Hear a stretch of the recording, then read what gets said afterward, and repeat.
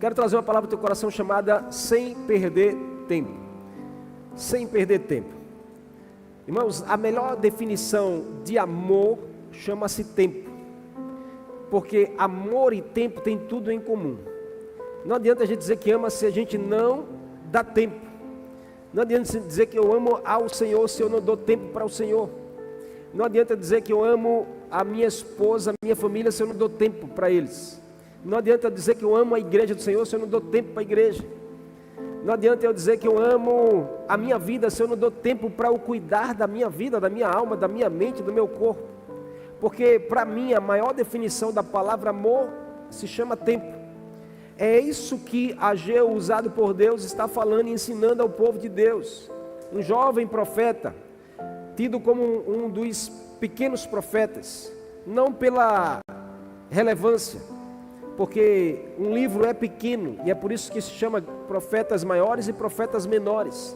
Ageu é um dos profetas menores, mas não pela relevância da palavra, porque a palavra é grande e é profunda, mas pelo tamanho do livro, que é pequeno. Mas é tão poderoso e tão desatador para nossas vidas, principalmente para um tempo como esse. Ageu, levantado por Deus, mais ou menos 500 anos antes da vinda de Jesus, ele desperta o povo sobre o tempo. O que vocês estão fazendo do seu tempo? O que vocês estão fazendo da vida de vocês? Vocês comem, mas não se alimentam. Vestem-se, mas não estão satisfeitos. Correm atrás de tantas coisas, mas parece que a alma continua vazia. E é um retrato, irmãos, da atualidade, da geração atual. E não vamos cair nessa armadilha do diabo de perder esse valioso recurso que Deus nos deu, chamado tempo. O tempo é um presente de Deus. Contado pelo relógio humano, existe o tempo do homem. Contado pelo relógio de Deus, existe o tempo de Deus. Mas o fato é que Deus nos deu esse presente. E o que nós estamos fazendo com ele? Jesus ensinou certa vez que nós precisamos ser bons mordomos, administradores. Se o tempo é um presente de Deus, nós precisamos saber administrá-lo na nossa vida. Quem não sabe administrar o seu tempo, não sabe conquistar os seus sonhos. Como nós devemos administrar o nosso tempo? Tem a ver com a sabedoria e o discernimento. Porque homens, mulheres sábias sabem administrar bem o seu tempo. Então, sabedoria, e nós estamos no mês da sabedoria. Eu quero desafiar você, se você não está no grupo conosco, entra no grupo do Zap, nós estamos lá lendo o livro de Provérbios, o livro enriquecedor para a sabedoria. E aí, nada melhor do que a gente aprender a sermos bons mordomos, administradores do nosso tempo, do que a gente ter sabedoria de Deus para lidar com as circunstâncias. Eu, durante muitos anos da minha vida, quase mais de 15 anos, eu trabalhei vendendo o meu tempo. Eu vendia 1 hora do meu tempo para aqueles que queriam um personal trainer. E a minha hora era, em média, R$100. A pessoa me pagava R$100 para ter 1 hora comigo. E eu atendia o dia todo alunos. Na média, no mínimo, eram 10 aulas por dia. Que eu passava, durante 15 anos da minha vida eu fiz isso. Quando Deus me chamou para o ministério, Deus me pediu para eu largar a minha profissão. E foi exatamente no tempo mais difícil, tempo de pandemia. E eu, movido pela fé, fui e entreguei a minha carteira de profissional, renunciei à minha profissão e me dediquei 100% ao ministério do Senhor. E o que Deus me chamou? Para eu dar tempo para Ele. Eu não vendo mais meu tempo. Meu tempo é dado para o Senhor. E isso acrescenta nas nossas vidas. Isso agrega valores na nossa vida. Existem muitas coisas que roubam o nosso tempo, sim ou não?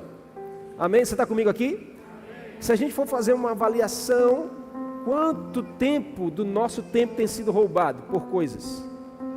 Por coisas que são tão insignificantes às vezes. Quanto tempo a gente passa no celular hoje? E o próprio celular nos diz, se a gente for lá em algum recurso, você vai ver quantas horas você passou no celular do dia.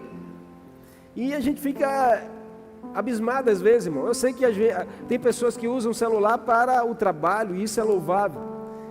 Quando você está administrando bem o seu tempo. Então, para caminhar em direção ao futuro, não vamos perder tempo com distrações, nem com confusões e muito menos com contendas. O sábio Salomão diz em Eclesiastes capítulo 3: há tempo determinado para todo propósito debaixo dos céus. Então o tempo é dado por Deus e o tempo é dado para realizar os propósitos de Deus nas nossas vidas. Se você tem tempo, se você tem 24 horas por dia para você viver, é dado por Deus para você. Amém? Posso ouvir um amém? Você pode agradecer ao Senhor, diga obrigado, Senhor, pelo tempo que o Senhor tem me dado. Agora, se Deus te deu tempo, é porque existe um propósito do próprio Deus para esse tempo que Ele te deu. E a gente não pode se distrair e achar que o tempo pode ser vivido de qualquer jeito. O salmista diz no Salmo 90:12: Senhor, ensina-me a contar os meus dias. O que Davi estava dizendo? Senhor, me ensina a administrar o tempo que o Senhor me deu para o propósito que o Senhor tem na minha vida. Então nós não podemos desperdiçar o nosso tempo. Você sabe que tem gente que vive pouco tempo na terra, mas que faz algo gigantesco? Amém? Talvez você conheça alguém assim, que partiu de forma tão precoce, que acabou morrendo tão jovem, mas que gerou um impacto, deixou um legado tão poderoso. Quantos homens e mulheres na história não foram assim? Eu não falo nem da Bíblia, mas na história, marcaram história, como por exemplo Alexandre o Grande. Não sei se você sabe, mas ele morreu aos 32 anos, muito jovem, mas ele conquistou um vasto império e deixou um impacto duradouro na história até hoje. O impacto dele causa algo na história. 32 anos de vida, jovem demais. Amém? E quantos homens viveram tanto, mas não causaram, não fizeram, não realizaram nada? O que você quer? Terminar os seus dias como? Como nós queremos terminar os nossos dias?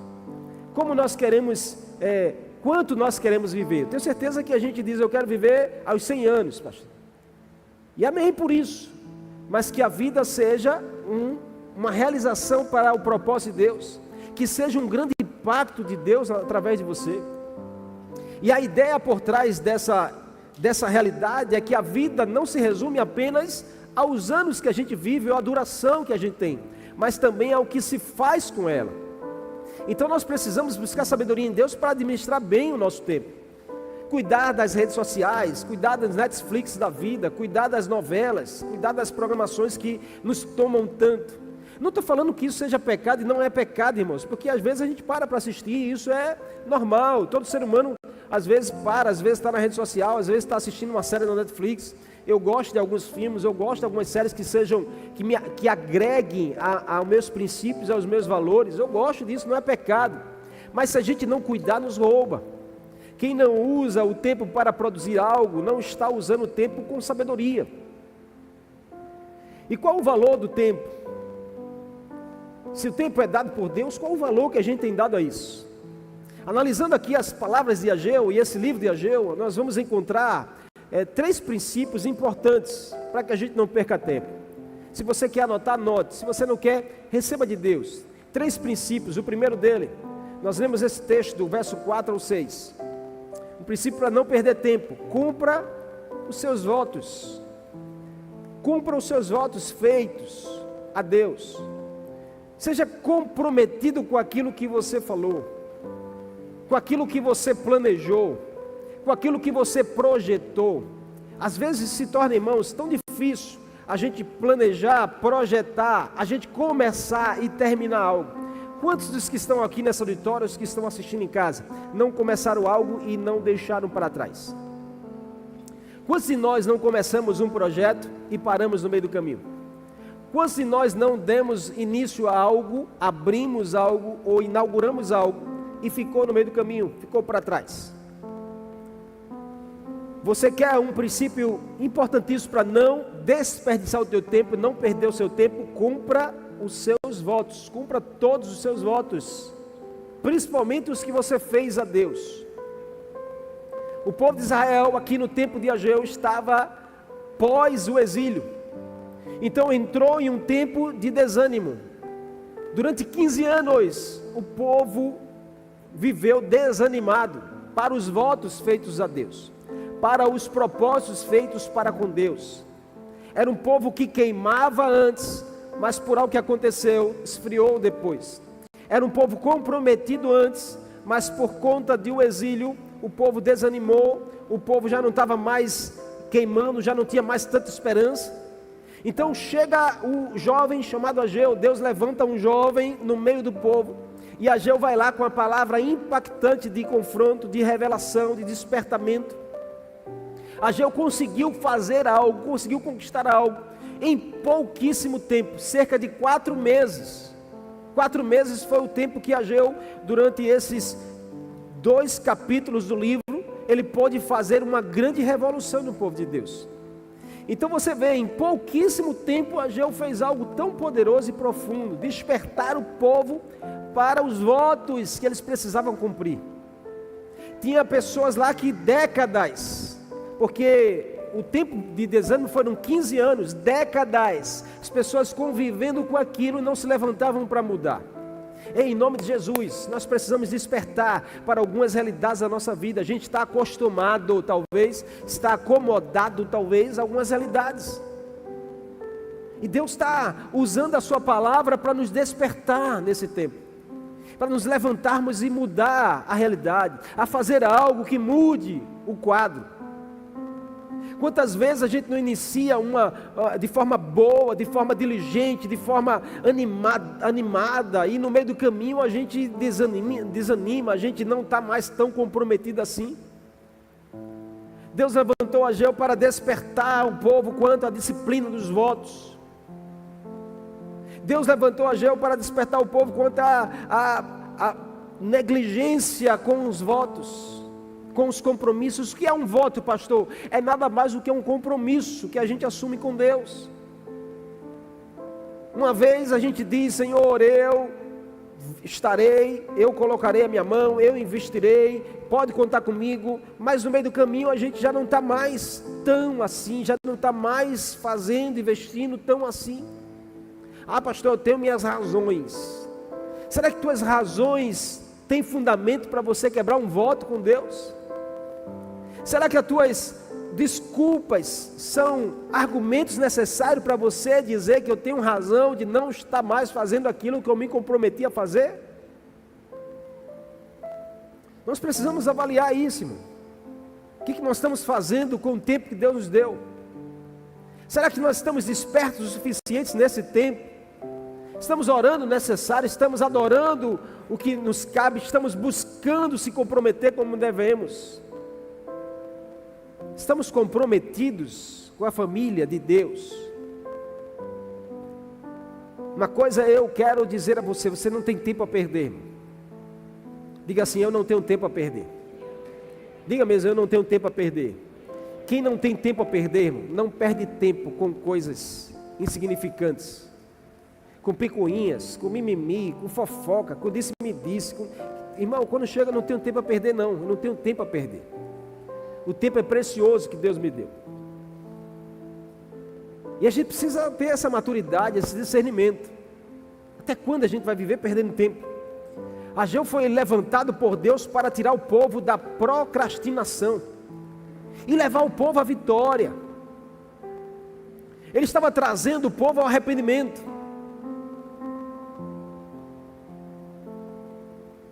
Ele estava dizendo: você pode prosperar sim, mas não negligenciando o reino de Deus. Porque ele diz: vocês comem, vocês se vestem, vocês têm casas de fino, bom acabamento, casas luxuosas, irmão. A ideia é que Ageu chegou em Judá, começou a andar nas ruas de Judá, e começou, o que Ageu via, irmão, era o confrontador no seu coração e na sua alma. Ele dizia: como pode isso? O povo está lá, veste roupa de marca Zara, veste Hugo Boss, tem as casas de bom acabamento, carro luxuoso, tem bons aparelhos celular, tem, irmão, é outro mundo. Mas quando Ageu chegava na casa do Senhor, a casa do Senhor estava abandonada, a casa do Senhor estava caindo aos pedaços, a casa do Senhor estava desprezada, a casa do Senhor era negligenciada. Ageu disse: tem alguma coisa errada aqui.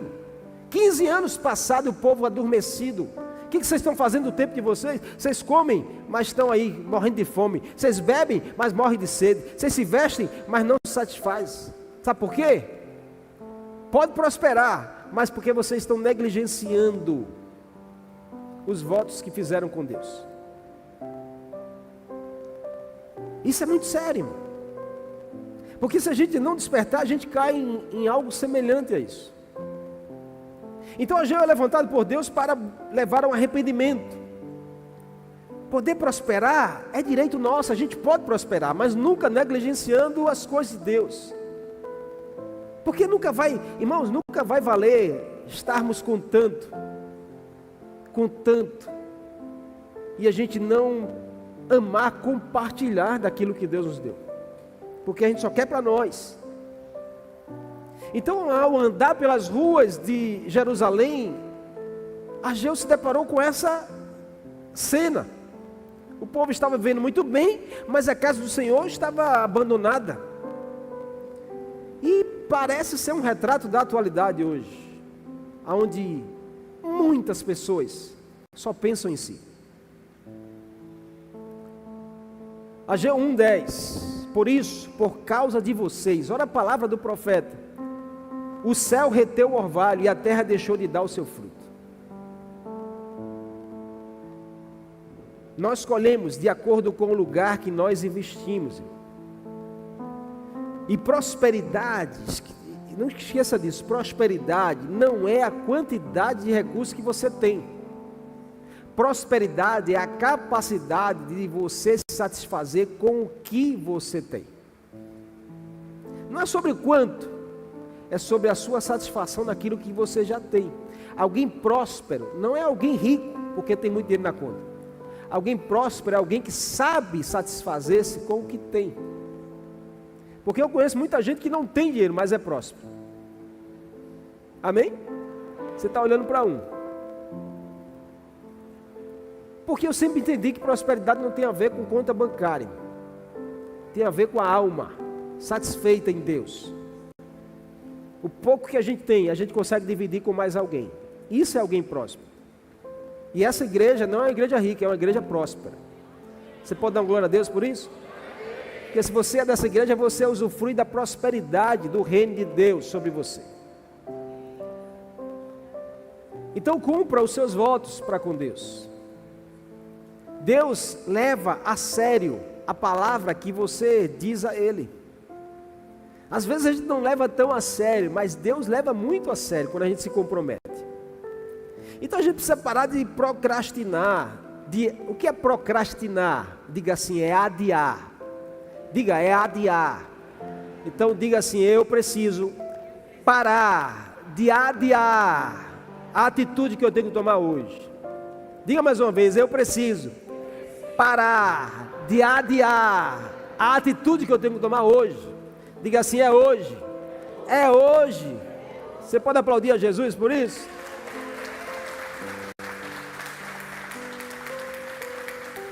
Quando Ageu chegou ali, irmãos, Ageu não estava dizendo, olha, é amanhã não, Ageu diz, é hoje. Sabe por que o céu parou de dar orvalho? Sabe por que a terra parou de dar fruto? Porque vocês estão negligenciando os votos para com Deus. Então volte-se para Deus, se arrependam, volte-se para Deus, porque aí o céu vai mandar orvalho e a terra vai dar fruto. O foco é naquilo que é prioridade, irmãos. Porque não há conquista sem foco. Essa é a primeira lição que a gente precisa tomar uma decisão na nossa vida. O que um dia você fez um voto para com Deus? O que um dia você se comprometeu com o Senhor? Se arrependa. Volte-se. Porque Deus leva muito a sério aquilo que você falou. Mesmo que tenha sido anos atrás. Para Deus isso não conta. Porque o tempo de Deus é diferente do nosso. Para Deus um dia é como 1000 anos. Então se foi 10 anos atrás, Deus vai trazer à tua memória aquilo que você disse, que você se comprometeu. Volte a honrar esse compromisso, você vai ver voltar a dar frutos, voltar o orvalho cair sobre a sua cabeça. Segunda lição, para que você não perca tempo, mantenha o foco na gratidão. A gratidão do que o Pai já lhe entregou. Pula para o capítulo 2 desse livro de Ageu, verso 3 a 6. A Bíblia diz: quem de vocês viu esse templo em seu primeiro esplendor? Comparado a ele, não é como nada o que vocês veem agora. Coragem, Zorobabel, declara o Senhor. Coragem, sumo sacerdote Josué, filho de Jeozadaque. Coragem ao trabalho, ó povo da terra, declara o Senhor, porque eu estou com vocês, declara o Senhor dos Exércitos. Esta é a aliança que fiz com vocês, quando vocês saíram do Egito. Meu Espírito está entre vocês, não tenham medo. Assim diz o Senhor dos Exércitos: dentre pouco tempo, farei tremer os céus, a terra, o mar e o continente. Deus estava falando da vinda do Messias aqui. Em pouco tempo, eu farei tremer o céu, a terra e o continente. Está falando sobre a presença e a partida de Jesus. A estada de Jesus na terra. Jesus foi aquele que pisou no segundo templo. O primeiro templo foi destruído. Ageu vem e diz ao povo: a glória da última casa será maior do que a da primeira. Por quê? Além do templo ser reconstruído, foi muito mais formoso. Ele estava falando porque Jesus vai habitar nessa casa. Então a glória seria maior. A glória que nós experimentamos hoje é maior do que a glória que os profetas do Antigo Testamento experimentaram. Por quê? Porque hoje nós temos Jesus na nossa vida. Nós temos o Espírito Santo em nós. Eles não tiveram, eles tiveram visitação. Nós temos a habitação do Espírito em nós. O que Ageu estava dizendo é que esse tempo seria muito mais glorioso do que o tempo passado. Olha para essa pessoa que está ao seu lado e diga assim: o tempo que está por vir na sua vida será muito mais glorioso do que o tempo do seu passado. Você pode aplaudir a ele aí nessa noite?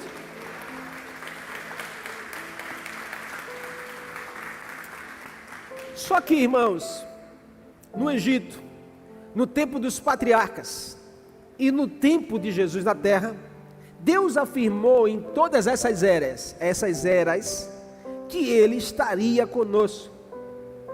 Desde o Egito, Deus diz: eu estou com vocês. Tempo dos patriarcas, Deus diz: eu estou com vocês. Tempo de Jesus na terra: eu estou convosco todos os dias. Então a garantia não é o quanto nós temos de recursos, a garantia é o quanto nós temos de fé nessa palavra. Onde está, irmãos, o nosso foco hoje? Porque tem muita gente, irmãos, escute, tem muita gente que desiste da caminhada com o Senhor, porque olha para o que está faltando. Quantos aconselhamentos já não dei, de pessoas que chegam para mim: pastor, não quero mais, eu não vou mais para a igreja, pastor, olha, eu tentei, viu, eu tentei, fiz de tudo, mas eu estou decidindo não ir mais. Por quê, irmão? Porque eu não estou conseguindo vencer. Eu disse: e você não está conseguindo vencer na igreja, e você acha que vai conseguir vencer fora da igreja? Quantos anos você está na igreja? Estou 2 anos, pastor. 2 anos. Eu te pergunto, se você não estivesse na igreja, onde você estaria esses 2 anos? Sabe por que você está querendo desistir? Porque você está olhando para o que te falta. Mas se você olhar para o que Deus fez na sua vida durante esses 2 anos, o seu foco estaria na gratidão a Deus, e você estaria muito mais fortalecido. E tenho certeza que você não estaria desejando abandonar. O problema está porque a gente é acostumado a olhar para o que falta, irmão. A gente vem de uma cultura, a gente vem de uma educação de berço, principalmente para aqueles como eu, que nasceram em um lar extremamente pobre, necessitado.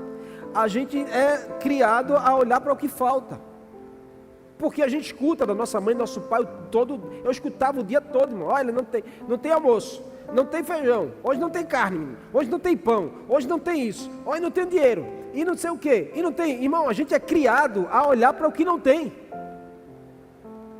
e a gente vai crescendo nessa cultura, e a gente trai essa falsa crença até para os dias atuais, que a gente olha para o que não tem, a gente sofre porque não tem, e a gente quer desistir de tudo porque não tem, e a gente esquece de focar na gratidão pelo que Deus já nos deu, nos está dando e ainda vai nos dar. Eu me policio todos os dias para isso. Porque a gente fica olhando para o que falta. Até numa reunião a gente chama aqui, ó, é um culto, a gente olha, está faltando irmão fulano, está faltando irmã cicrana, está faltando irmão. E eu fico dizendo, Senhor, me ensina a parar de olhar para quem não vem e olhar para quem vem. Me ensina a parar de olhar para o que falta e glorificar o que já tem, aqueles que estão, o que Deus está fazendo. Era isso que Ageu estava dizendo ao povo, porque o povo estava lá, mas não tem jeito, 15 anos, o tempo foi destruído, e não sei o que, e Ageu chega, irmão, e levanta o povo, anima, vamos focar na gratidão a Deus, pelo que Ele já nos deu, pelo que Ele está nos dando, e por muito mais do que Ele nos dará. Vamos mudar o nosso foco, amém? Se você parar um pouquinho agora, eu vou te dar 1 minuto para você analisar o que você tem para agradecer a Deus. Tenho certeza que o teu espírito aí, a tua alma, a tua essência vai mudar agora, porque a gratidão, irmão, tem um poder de mudar a nossa realidade. Gratidão muda a atmosfera, muda a nossa alma. E a gente precisa aprender a ser mais grato a Deus pelo que Ele já fez, pelo que Deus já nos deu. Parar de olhar para o que está faltando. Parar de olhar para o que se foi. Parar de olhar para o que não chega. Começar a olhar no que Deus já fez, no que Deus está fazendo. Começar a olhar os sinais. Ageu diz ao povo, olha, vamos olhar os sinais de Deus, irmão. Vamos parar de olhar para o que o diabo está fazendo e começar a olhar para o que Deus está fazendo. A gente evidencia demais o que o diabo faz. É o diabo, é o capeta. E começar a gente olhar e dizer, olha, Deus está dando sinais. Jesus está às portas aí. Os sinais estão aí, todo mundo está vendo. E a gente precisa estar atenado aos sinais de Deus. Você está comigo, amém? Deus dá sinais, sim ou não? Deus dá sinais, a gente às vezes não quer ver, né? Esses dias eu vi um vídeo, o pastor dizendo que teve um telhado da casa caiu, o telhado da casa dele caiu. Foi passando na rede social, não me lembro agora, mas ele contando testemunho que o telhado caiu. Aí ele disse, mas é porque começou com uma goteira. Aí eu botava o balde e a goteira e depois apareceu outra goteira. Aí eu arrumei outro balde, deu um jeitinho, aquele jeitinho. E aí de repente veio aquela chuva. Quando veio aquela chuva, o telhado não aguentou. O que acontece? Deus estava dando sinais, sim ou não? Sim ou não, irmão? Porque goteira é um sinal. Só que às vezes a gente não quer olhar para o sinal que Deus está dando, que tem alguma coisa que está desajustada. E a gente vai levando, Aí depois disso foi o diabo que derrubou o telhado. Não, irmão, Deus está dando sinais de que alguma coisa precisa ser organizada. Amém? Então vamos parar de focar no que falta e começar a olhar para o que Deus está fazendo. Deus está dando sinais, amém? Diz essa pessoa que está ao seu lado, Deus está dando sinais a você. Abra os seus olhos e enxergue que Deus está dando sinais de que grandes coisas Ele fará na sua vida. Israel estava sendo encorajado a reconstruir o templo. Ageu disse, coragem, coragem Zorobabel, coragem povo de Deus. Deus está dizendo a você nessa noite, coragem.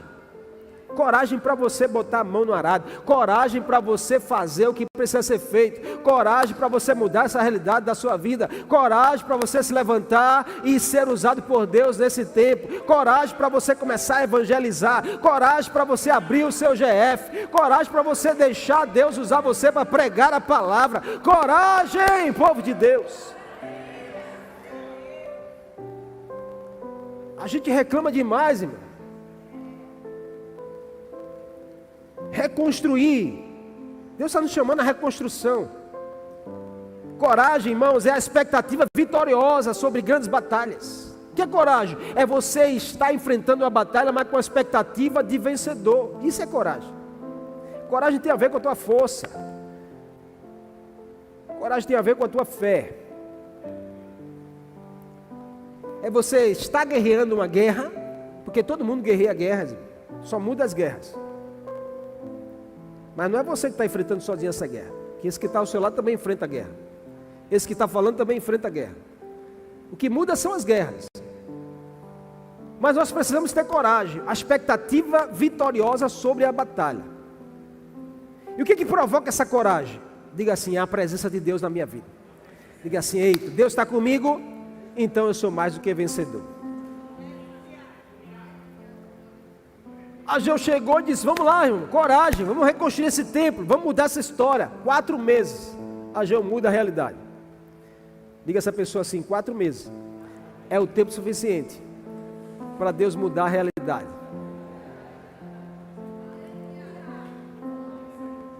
A nossa parte é confiar, irmão. E a parte de Deus é fazer o que é impossível para nós. É impossível, mas Ele faz. Quantos receberam um sonho aqui de Deus um dia? Mas levante sua mão com a fé mesmo. Você tem um sonho que Deus te deu? Lembra desse sonho? Lembra desse sonho? Amém? Quando Deus me deu esse sonho, escreva esse sonho. Quem já escreveu esse sonho?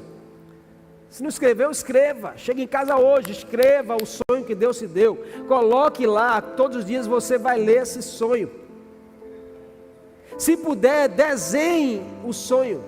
Se puder, melhor, tire uma foto, uma imagem. Hoje a inteligência artificial faz tudo para você. Crie a imagem. Coloque num quadro onde você possa todos os dias ver. E você vai ver Deus fazer você contemplar esse sonho. Porque quando Deus entrega uns sonhos, e que a gente acha assim, poxa, seja verdadeiro, quantos acham que o sonho que Deus te deu é grande demais? Levante mesmo a mão. Quantos olha assim, rapaz, Deus me deu um sonho, mas é muito grande esse sonho. A gente cria essa ideia de que algo é muito grande para Deus fazer.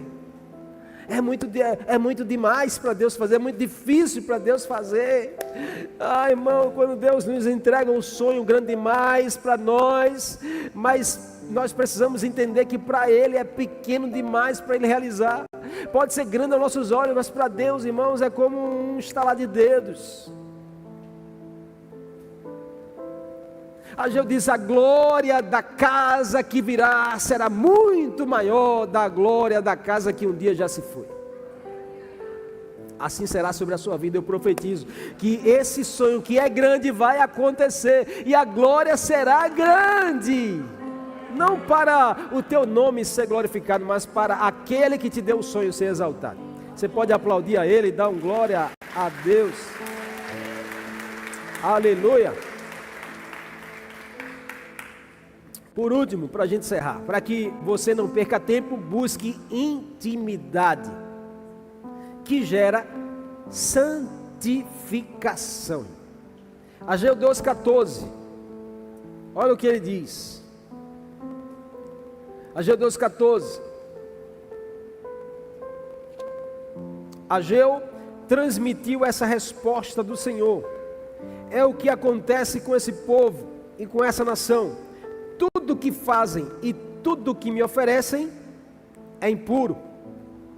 Deus usando um profeta para dizer ao povo que vocês estão tentando me oferecer está desalinhado com a minha vontade e meu coração. Quando a expressão impuro não quer dizer que é algo abominável a Deus. Impuro é algo que está desalinhado com a vontade e o coração do Senhor. Então Deus não recebe sacrifícios impuros, contaminado. Contaminado como assim, pastor? Misturado com desobediência, para a gente usar uma linguagem mais acessível e entendimento. O que é algo impuro que a gente oferece a Deus? É quando está misturado com desobediência. Ageu estava dizendo ao povo, é preciso santificação. A santidade de Judá era necessário através da obediência. Como nós podemos nos santificar? Não é se isolando do mundo. Se engana quem pensa que santificação é andar isolado. Santificação é andar em obediência. Quando eu quebro a obediência, eu quebro a santificação na minha vida. O que me faz voltar? Diga assim, arrependimento. Diga arrependimento. Sem arrependimento não há santificação. Porque a palavra santo, ela é a palavra separado. Então quando eu decido viver em obediência, renunciando às coisas que são desobediência a Deus, eu estou decidindo viver em santificação. Não tem muito esforço, irmão. É só uma decisão, amém? Você entendeu? Porque muita gente olha assim e diz assim, puxa, para mim é muito difícil viver em santificação. Não é não. Ai, para mim esse negócio é só para o pastor. Que se engana mais ainda, porque o pastor erra também. A gente não pode ter um olhar religioso de achar que santificação, eu tenho que andar de terno e gravata, eu tenho que andar, não. Santificação é obediência. É a gente buscar obedecer a palavra, obedecer os mandamentos, obedecer à vontade de Deus na nossa vida, obedecer ao que o Senhor nos pede, obedecer, e para obedecer, nós precisamos abrir mão de algumas coisas. O que Ageu estava dizendo ao povo? Era preciso abrir mão do comodismo, da falta de administração de tempo, de viver de qualquer jeito, de viver negligenciando a presença, a obra do Senhor, a casa do Senhor. Quantas pessoas não andam negligenciando, tratando de qualquer jeito as coisas de Deus?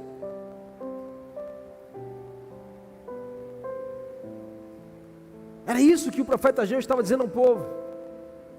Judá, vocês precisam se arrepender, volte a obedecer, volte a buscar intimidade com a presença do Senhor. Não basta participar de um culto, é necessário uma consagração, uma renúncia, uma separação. Sempre é tempo de arrependimento e de perdão, porque nós servimos a um Deus que é lindo demais. O que é mais lindo de Deus? É que é um pai que está sempre pronto para receber o filho de volta. O mais incrível desse Deus que a gente conhece através da Bíblia, pela pessoa de Jesus, é que esse Deus é amor, misericórdia, graça. Ele é justiça também. Mas ele é muito mais um pai que recebe um filho arrependido do que um pai que castiga um filho desobediente. Deus é amor. Deus é um pai que está pronto para te receber todas as vezes que você precisar voltar arrependido. Mas pastor, como é assim? Eu vou e volto quantas vezes for necessário, até que você entenda que o seu lugar é nos braços do seu pai, que o seu lugar é na casa do seu pai. Então Ageu estava dizendo, volte em arrependimento, se consagre, renuncie, se separe. Sempre é tempo de arrependimento e perdão. Olhe para o futuro. No momento, irmãos, em que você pede perdão e muda, o grande Deus te reposiciona. E aí uma nova página passa a ser escrita pelo Deus, o Deus do recomeço na sua vida. Quando Deus ele sonda o nosso coração, encontra arrependimento, encontra perdão verdadeiro, genuíno, encontra o desejo, o quebrantamento de reconstruir. Deus é um Deus de recomeçar. E ele fez isso com o povo. Fez o povo reconstruir um templo que foi destruído. O templo primeiro que Deus levantou para ser construído estava em ruínas. Não existia mais nada além de ruínas. Assim é a vida de muitas pessoas hoje. Muitos casamentos, muitos relacionamentos de pai para com filhos, muitos relacionamentos de irmãos para com irmãos, de amizades, são só ruínas, são só lembranças de que um dia existiu, mas não existe mais. Deus essa noite está dizendo, é tempo de reconstruir, é tempo de recomeçar, é tempo de fazer o caminho de volta, é tempo de reerguer os muros, é tempo de levantar, e a glória dessa nova página será muito maior daquela que se foi. Você pode dar um amém aí, e um glória a Deus, pelo Deus do recomeço. Então o que nos cabe? Não vamos perder tempo. Por quê? Porque nós somos agentes de milagres, irmãos. Não por sermos perfeitos, porque a gente só se tornará perfeito quando estivermos diante daquele que é perfeito. Mas nós somos agentes de milagres porque nós somos pecadores arrependidos. E aí é onde está o grande milagre, que o mundo não entende a mensagem da cruz, como Paulo diz, é loucura para aqueles que perecem, mas para nós que cremos é poder de Deus para transformar uma história de ruínas em uma história de glória, e glória muito maior. Então balance essa pessoa que está ao seu lado e diga assim: você é um agente de milagre. Diga mesmo, você é um agente de milagre. Deixe Deus lhe usar para mais pessoas se voltar a Ele. O que Deus mais espera de nós? Corações obedientes. E o que valida a nossa obediência, irmãos, é a nossa decisão de separação. É o quanto nós decidimos nos santificar, viver consagrado, se afastar das coisas que o diabo acaba nos roubando, decidir dizer um não, se desconectar, cortar os laços. Quantas coisas não tem roubado o nosso tempo e a nossa intimidade com o Senhor? Então esse é o tempo de a gente se levantar e fazer diferente, pelo bem da nossa vida, pelo bem da nossa casa, da nossa geração. O que Ageu estava despertando no povo era: não se pode perder tempo. Não se pode perder tempo, porque o tempo é um presente que Deus nos deu. Então usufrua do seu tempo com sabedoria e com discernimento. Entenda, irmãos, para a gente concluir, estar na igreja por religiosidade não vai mudar a nossa história, porque é estar no lugar certo, mas com as expectativas erradas. Muita gente pode estar na igreja, está no lugar certo, está na hora certa, ouvindo a palavra certa, mas com a expectativa errada. E isso não muda a nossa vida, não nos faz reconstruir em cima de ruínas. O que nos faz reconstruir em cima de uma ruína, porque todos nós talvez tenhamos histórias de ruínas na nossa vida, mas a gente precisa entender que a nossa história não termina numa ruína. História com Deus não termina em ruínas. Quem serve a Deus não termina com a história de ruínas. Quem está comprometido com Deus não termina uma história de ruína. Casamento que está comprometido com Deus não termina em ruínas. História de famílias que estão comprometidas com Deus não termina em ruínas. Termina em uma glória maior. Termina em uma glória maior. Termina em uma experiência maior. Termina em um testemunho maior. Termina em uma história escrita que será muito mais relevante do que a primeira. Esse é o Deus da Bíblia, esse é o Jesus de Deus, esse é o Senhor que nós cremos e lemos e aprendemos e vivemos. Você pode dar uma glória a Deus a Ele, aplaudir a presença dEle nesse lugar. Amém, amém, amém. Me permita ler só o último versículo, 17 a 19, capítulo 2 de Ageu. Quero que você leia comigo para a gente terminar. 17 a 19. Eu destruí todo o trabalho das mãos de vocês, com mofo, ferrugem, granizo, mas vocês não se voltaram para mim, declara o Senhor. A partir de hoje, ou em outra versão diz, mas de hoje em diante, diga assim, de hoje em diante, diga de hoje em diante, diga a partir de hoje. O Senhor diz, 24º dia do 9º mês, atente para um dia em que os fundamentos do templo do Senhor foram lançados. Reconsiderem, ainda há alguma semente no celeiro? Até hoje a videira, a figueira, a romeira e a oliveira não têm dado frutos, mas de hoje em diante, diga assim, de hoje em diante, diga mais uma vez, de hoje em diante. Olha para essa pessoa e diga assim, de hoje em diante. Olha para o outro lado, diga a mesma coisa, de hoje em diante. Olha lá para trás e diga assim, olha, de hoje em diante. Assim diz o Senhor, abençoarei a sua vida. Uou! Aleluia!